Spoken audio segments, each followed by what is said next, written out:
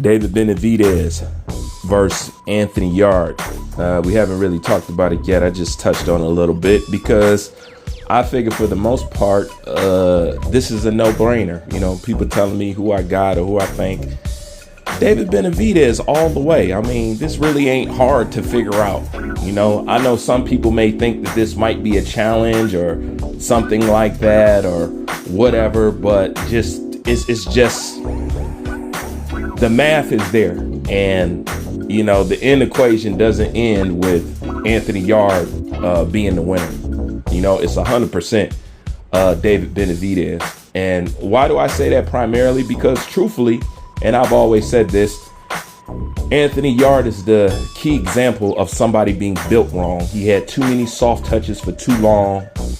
Then he wasn't acclimated to fight the caliber opponents in which he got thrown in there with. Now, don't get me wrong. With the Arthur fight, he did better. You know what I'm saying? And he's shown some grit, which shows that he had the potential to be a really good fighter if he was groomed and if he was brought up right.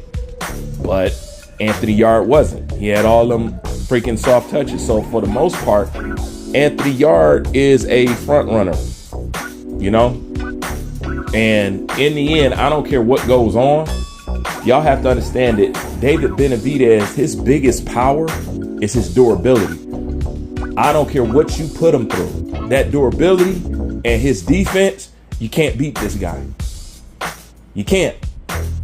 You can score on him. You could even style on him a little bit. But you're not going to outlast him. The kid just durable as shit. You know, that's his biggest freaking superpower. That kid is durable. And his defense is good. You know, or a lot better than what people would give him credit for. I don't think they really looking at David Benavidez. But yeah, man, it's David Benavidez all the way. The other thing is, Yard, I'm going to put it like this. Anytime you got somebody who throw punches and bunches against a guy who's economical with his punches, come on, bro, do the math. Yard is too economical with his punches. Like I said, my problem with Yard is it was too much styling and profiling. That and him, you know, is well built as he is. Yard does not dedicate to his punches. Meaning when he punch, he don't punch to hurt nobody. Anthony Yard is just punching to score. You know what I'm saying? He throws no punches with no nasty intention. You know? And if you look at him, he should, but he doesn't.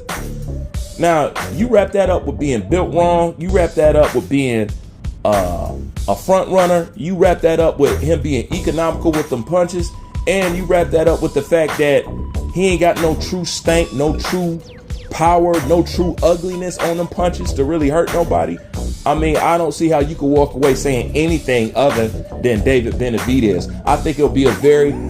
With Yard is there, this is what I'll give Yard. Yard will give you an entertaining fight for at least a good, solid 6 rounds. You know what I'm saying? And that's really what he's there for. You know what I'm saying? To last a little bit, to show David Benavidez, you know, so David Benavidez can show what he got. To me, we just using Anthony Yard just to showcase all the skills that David Benavidez truthfully has, if he can bring any more of them skills up out of him. But he's gonna give you a good fight for at least a good 6 rounds at least.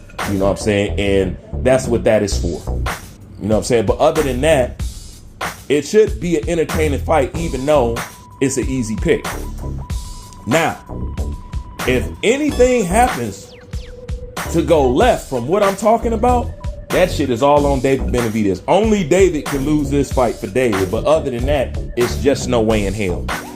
You know what I'm saying? It's just no way in hell. So that's my thoughts on that. I didn't think this fight needed much discussion because to me, it's plain Jane, you know. But if you wanted to know, there it is. That's what I think. Leave your comments in the comment section. Like, comment, subscribe. I'm out.